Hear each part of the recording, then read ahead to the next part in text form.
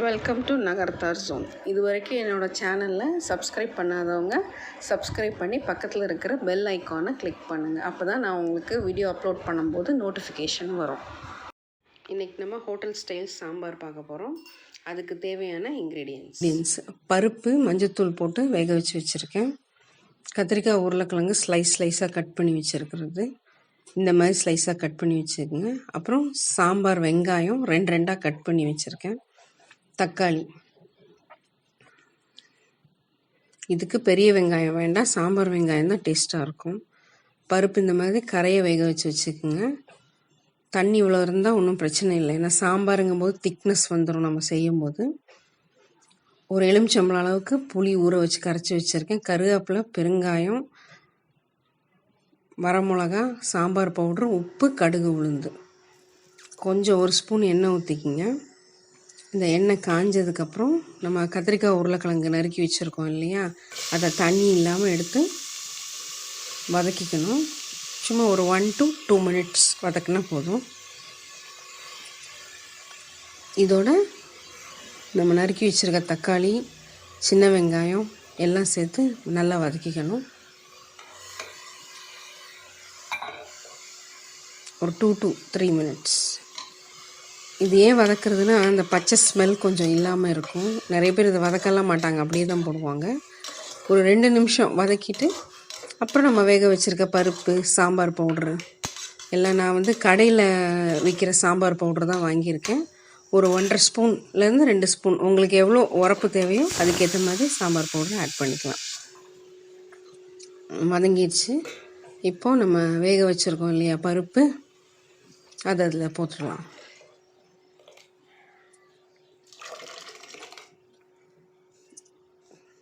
இதோட இப்போ சாம்பார் பவுட்ரு,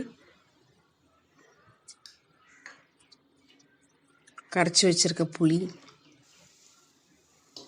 உப்பு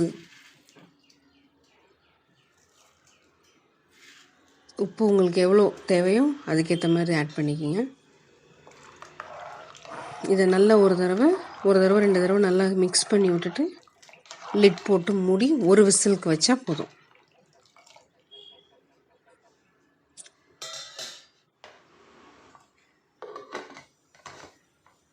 அவ்வளோதான், ஒரு விசிலுக்கு வச்சாலே போதுமானது.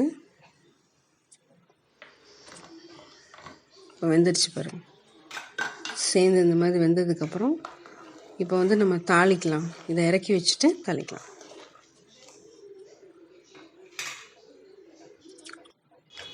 இன்னொரு கடாயில் ஒரு 1லேருந்து 1.5 ஸ்பூன் எண்ணெய் ஊற்றிக்கிங்க. நம்ம கடுகு உளுந்து எடுத்து வச்சுருந்தோம் இல்லையா, கடுகு, உளுந்து, பெருங்காயம், கட்டி பெருங்காயம் சேர்த்துக்கலாம், தூள் பெருங்காயம் சேர்த்துக்கலாம். எனக்கு ரொம்ப கட்டி பெருங்காயம் தான் பிடிக்கும், அதனால தான் அதான் சேர்ப்பேன் நான். இதோட ஒரு 4-5 வரமிளகா பிச்சு வச்சுருந்தோம் இல்லையா, அதையும் இதோட ஆட் பண்ணிக்கணும். ரொம்ப பிளாக் ஆக வேண்டாம், கொஞ்சம் லைட்டாக சிகப்பு கலராக இருக்கும்போது ஸ்டவ் ஆஃப் பண்ணிவிட்டு கருவேப்பிலையை போட்டுருங்க. அதை ஒரு 2 கிண்டி விட்டிங்கன்னா அந்த சூடுலேயே கருவேப்பிலை வெடிக்கும்.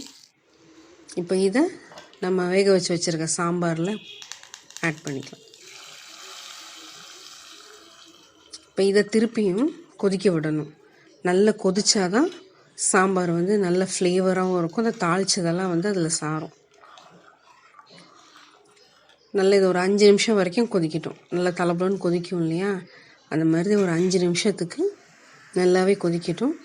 கொதிச்சதுக்கப்புறம் கொஞ்சோண்டு கொத்தமல்லி கழுவி நறுக்கிட்டு கட் பண்ணி வைங்க. லாஸ்ட்டாக அதில் ஆட் பண்ணிக்கலாம். கொத்தமல்லி பிடிச்சா ஆட் பண்ணிக்கலாம், வேண்டாட்டா வேண்டாம், கம்பல்சரி கிடையாது. ஃப்ளேவர் நல்லாயிருக்கும். இப்போது நம்ம டேஸ்டியான இட்லிக்கு உண்டான ஹோட்டல் ஸ்டைல் சாம்பார் ரெடி.